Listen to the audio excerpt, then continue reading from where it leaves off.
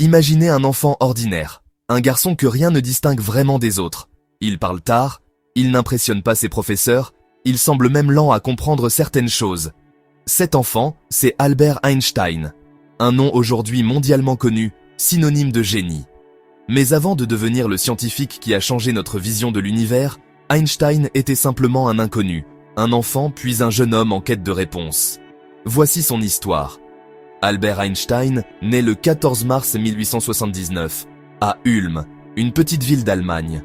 Ses parents, Hermann et Pauline, appartiennent à une famille juive de classe moyenne. Le père travaille dans l'électricité et le commerce, la mère s'occupe du foyer. Albert n'est pas un enfant précoce.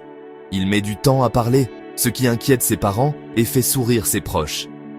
Mais lorsqu'il se met enfin à parler, ses questions ne s'arrêtent plus. Un jour, son père lui montre une boussole. Albert n'a que 5 ans, mais il est fasciné. Pourquoi l'aiguille pointe-t-elle toujours dans la même direction, même quand on la tourne? Il sent qu'il y a une force invisible, mystérieuse, qui agit sur le monde. Cette curiosité, cet émerveillement devant l'invisible, marquera toute sa vie. À l'école, Einstein n'est pas un élève modèle. Il déteste la discipline militaire et les cours trop rigides. Ses professeurs le trouvent insolent, incapable de s'adapter. On lui répète qu'il n'ira nulle part, qu'il ne réussira jamais dans la vie. Mais Albert se forge déjà une conviction. Il préfère penser par lui-même, plutôt que de répéter des leçons. Il s'intéresse aux mathématiques et à la physique, mais reste indifférent aux autres matières.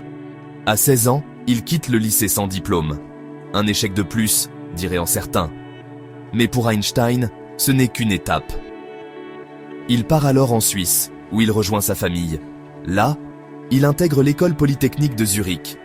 Un environnement plus libre, plus moderne, qui lui convient mieux. Pourtant, il n'est pas encore brillant aux yeux de ses professeurs. Il sèche certains cours, préfère lire seul, explore les ouvrages des grands physiciens comme Maxwell et Boltzmann. Il discute passionnément avec quelques camarades, mais reste discret et effacé aux yeux de l'institution.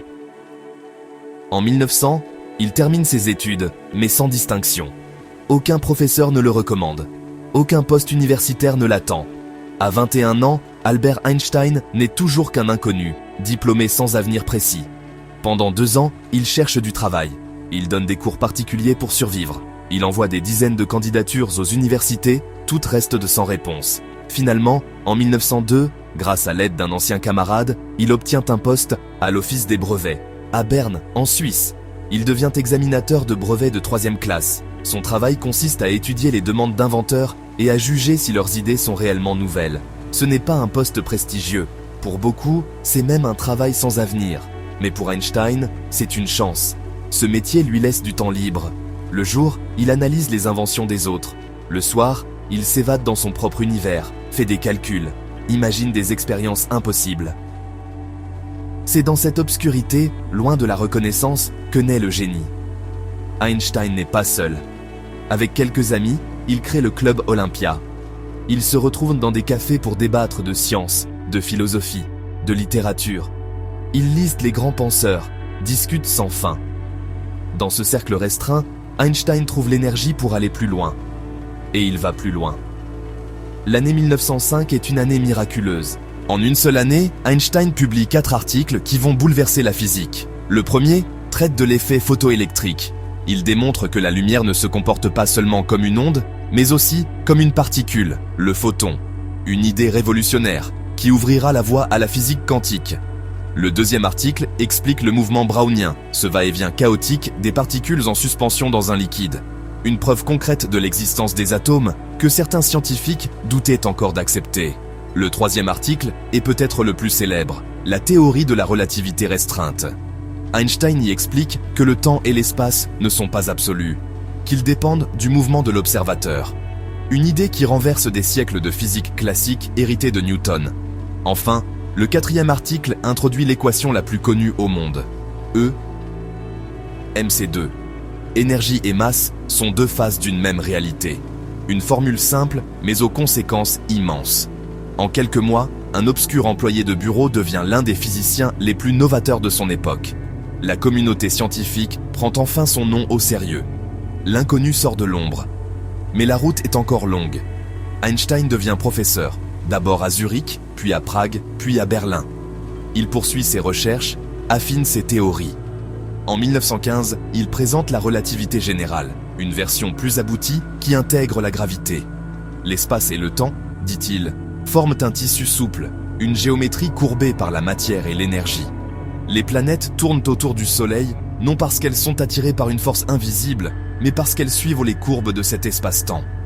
Une idée complexe, abstraite, mais qui transforme notre vision de l'univers. En 1919, lors d'une éclipse solaire, une équipe d'astronomes observe que la lumière des étoiles est déviée en passant près du Soleil, exactement comme Einstein l'avait prévu. La nouvelle fait le tour du monde. En une nuit, Einstein devient une célébrité internationale. Son visage apparaît dans les journaux. Son nom devient synonyme de génie. Mais rappelons-nous, 20 ans plus tôt, il n'était qu'un étudiant médiocre, puis un simple employé de bureau. En 1921, il reçoit le prix Nobel de physique. Non pas pour la relativité, encore jugée trop audacieuse, mais pour l'explication de l'effet photoélectrique.